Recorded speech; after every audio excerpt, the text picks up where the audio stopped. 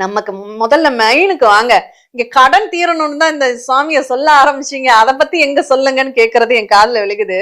சுவாமியை நம்ம தியாகராஜரை சுத்தி பிரகாரம் வரும்போது முதல் சுற்று பிரகாரத்திலேயே ருண விமோச்சர்னு தங்க முலாம் பூசிய கூரை வேய்ந்த, அங்க அவருக்கு மட்டும்தாங்க தங்க முலாம்ல இருக்கும்.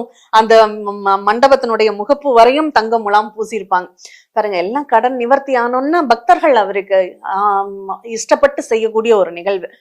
அங்க ஆரோக்கியம் சம்பந்தமான ருண விமோச்சனர், ஆரோக்கியத்திற்கும் கடனுக்கும் அங்க ரொம்ப ரொம்ப சிறப்பு வாய்ந்த அபிஷேகங்கள். அதுவும் செவ்வாய்க்கிழமை, ஏன்னா செவ்வாய்க்கிழமை கடனுக்காக போங்க போங்கன்னு நிறைய பேர் சொல்லி வச்சுறாங்களா. ஆனா அப்படியெல்லாம் இல்லைங்க. ஜோதிட ரீதியாக நீங்க என்ன கிழமையில பிறந்தீங்களோ அன்னைக்கு இறைவனை போய் பிரார்த்தனை பண்ணுங்க. அதுதான் உங்களுக்கு வாழ்க்கையில ரொம்ப சிறப்புகளை தரக்கூடிய ஒரு நிகழ்வாக அமையும் அப்படிங்கிறதையும் இந்த பதிவில் நீங்க தெரிஞ்சுக்கோங்க. அதனால அந்த ருண விமோசனரின் அருள் கடாட்சம் எல்லாருக்கும் நிறைவாக கிடைக்கணும் அப்படின்னு நம்ம பிரார்த்தனை பண்ணிக்குவோம். இந்த தியாகராஜர் சிறப்புகள் இன்னும் ஏராளம் ஏராளம் ஏராளம் இருக்கு. பாத தரிசனம், தியாகராஜருடைய பாத தரிசனம்ங்கிறது ரொம்ப விசேஷம்.